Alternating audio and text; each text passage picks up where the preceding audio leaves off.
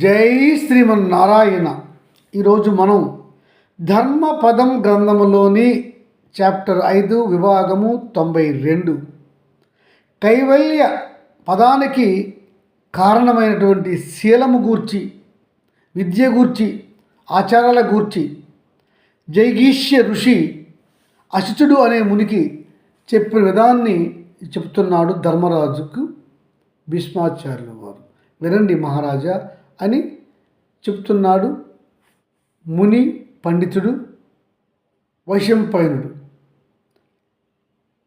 ధర్మరాజా, నీవు అడిగిన ప్రశ్నలకు సమాధానంగా కైవల్య కారణాలైనటువంటి శీలము, విద్య, ఆచారములు గురించి జైగీష్య ఋషి అశిచుడు అనే ఋషికి చెప్పిన విధము చెప్తాను, విను. ఈ ఇతిహాసాన్ని వింటే నీకు అర్థమవుతుంది అన్నాడు భీష్మ పండితుడు. ధర్మరాజా, పూర్వము ఈ విషయాలపైన అశితుడు అనే దేవలముని జైగీష్యుడు అనే ఋషిని ప్రశ్నిస్తే ఆ జైగీష్యుడు అనే ముని గొప్ప పండితుడు. అతడు చెప్పాడు, ఈ కథ వినండి.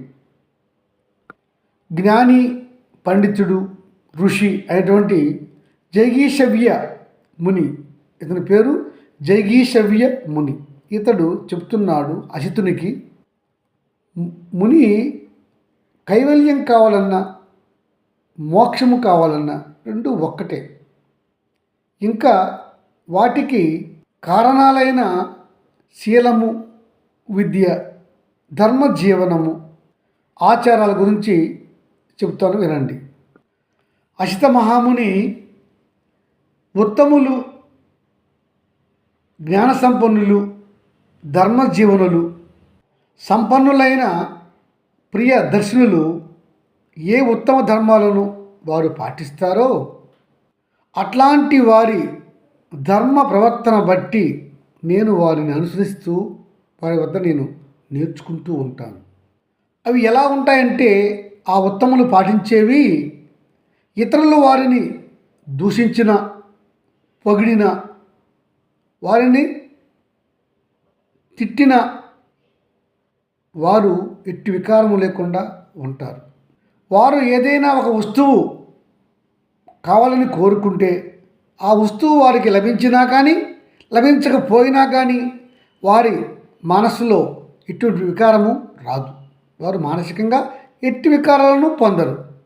వారిలో ఎటువంటి మానసిక వైకల్యము కనపడదు. వారు ఇంత ముందులాగానే ఆ వస్తువు దొరికినా దొరకకపోయినా కూడా ఒకలాగానే ఉంటారు. వారు సంతోషాన్ని,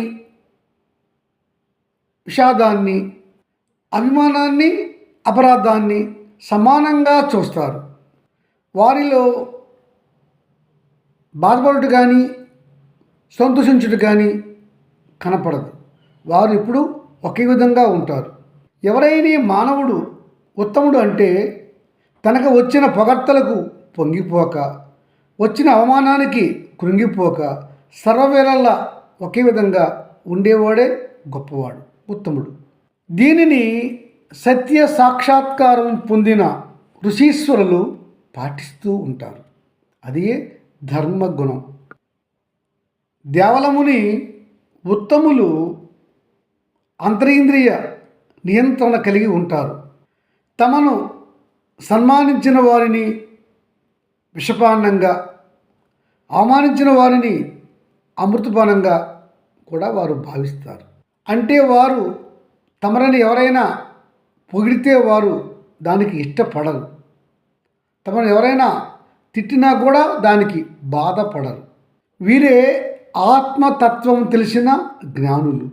అట్టివారు వీరు నావారు, వీరు నాకు శత్రువులు, వీరు నాకు మిత్రులు అనే భావన ఎన్నడూ కలిగి ఉండరు.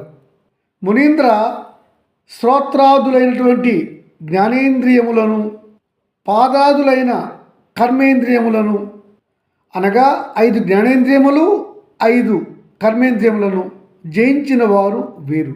వీరు ఈ ఇంద్రియ ద్వయాన్ని నియంత్రించుకోగలుగుతారు, జయిస్తారు. గనుక వారికి ఎన్నడూ శాంతియే ఉంటుంది. ఇలా ఎవరైతే జ్ఞానేంద్రియాలను కర్మేంద్రియాలను జయించగలుగుతారో వారికి సర్వదా శాంతి తాండవిస్తూ ఉంటుంది. అందువల్ల అట్టివారికి శాశ్వత సుఖం కలిగి ఉంటుంది. ఇట్టివారికి ఎన్నడూ కూడా మానసిక వికారములు కలుగుతూ ఉండవు. కనుకనే వారు ఎప్పుడూ శాంతిగా ఉంటారు అని చెప్పాడు. చెప్పినవాడు జైగిష్య ఋషి, విన్నవాడు అసితుడు. అసితుడు అనే ముని అడగగా చెప్పాడు జైగీష్యవ ముని. ఇక్కడ జైగీషవ్య ముని పండితుడు, యోగి. జైగీషవ్య మునికి ధన్యవాదములు చెప్పి అసితుడు అక్కడి నుంచి వెళ్ళిపోయాడు. అది చెప్పగానే ధర్మరాజు చాలా సంతోషంతో ధన్యవాదాలు చెప్పాడు పండితుడైన భీష్మాచార్యుల వారికి. తదుపరి ధర్మరాజు అడుగుతున్నాడు భీష్మ పండితుల వారిని, తాత మహాపండిత, సర్వులకు ఇష్టుడు ప్రియమైనవాడు ఎవరు చెప్పరా అని అడిగాడు. దానికి చెప్తున్నాడు ధర్మరాజుకు భీష్మాచార్యుల వారు, ధర్మరాజ పూర్వము చాలా సంవత్సరముల క్రితము నారదుల వారు మధ్య ఒక సంవాదం జరిగింది. ఈ సంవాదంలో దేవర్షి నారదుడు, ఉగ్రసేనుడు, శ్రీకృష్ణ పరమాత్మ ఉన్నారు. ఆ సంవాదంలో ఉగ్రసేన మహారాజు తన కూతురు కొడుకు అయినటువంటి శ్రీకృష్ణ పరమాత్మను ఇలా అడుగుతున్నాడు, శ్రీకృష్ణ, నీవు దేవాది దేవుడువు, సర్వ విషయములు తెలిసినవాడువు. నేను అడుగుతున్నాను, నారద మహర్షిని అందరూ పొగుడుతూ ఉంటారు, సన్మానిస్తూ ఉంటారు. మరి నారద మహర్షి అంతటి గొప్పవాడా అని అడిగాడు ఉగ్రసేన మహారాజు కృష్ణ పరమాత్మను.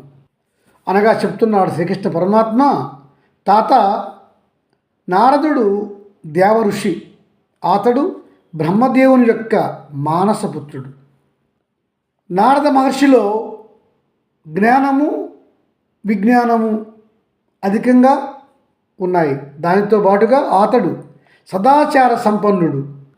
తాత, నారద మహర్షి హృదయములో ఇసుమంత ఏనును అజ్ఞానము ఎక్కడా కానరాదు. ఆ దేవర్షి మనస్సులో ఎక్కడ అహంకారము లేదు. అతడు ఉత్తమ జ్ఞాన సంపన్నుడు, ఉత్తమ శీల సంపన్నుడు, ఉత్తమ వస్త్రధారణ కలిగి ఉన్నవాడు. అతని జీవన విధానంలో కానీ వేషధారణలో కానీ గర్వము, మాత్సర్యము, మదం అనే దుర్గుణాలు దుర్బిని పెట్టి చూసిన ఎక్కడ కానరావు.